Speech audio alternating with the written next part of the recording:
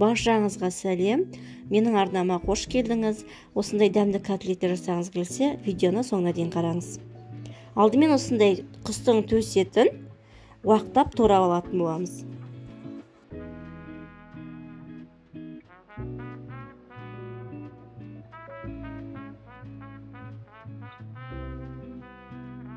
Туралған еттерімізді осылай ыдысқа салып, үстіне чесногымызды саламыз.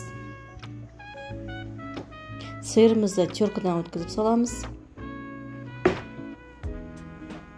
Оның үстіне майонезімізді саламыз.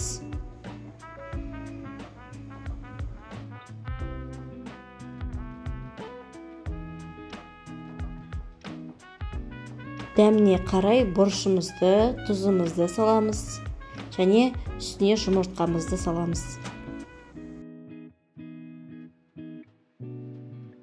Оның үстіне укропымыз бен петрушкамызды салып, жақсылап араластырамыз.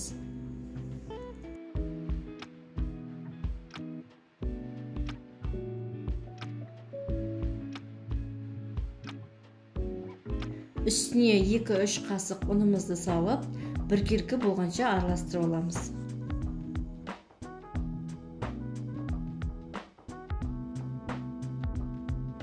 Табамызға майымызды құйып, әбден қыздырып аламыз. Майымыз қызғаннан кейін осылай котлеттерімізді саламыз.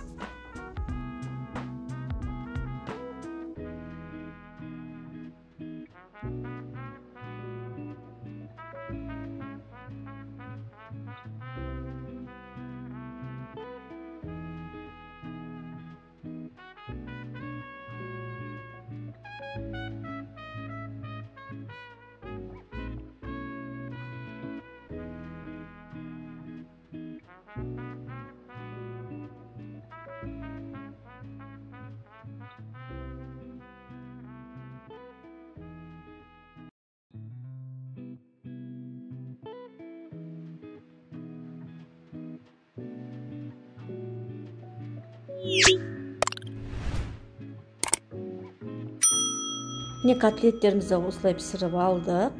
Котлеттеріміз өте дәмді, әрі әдемі болып пісті.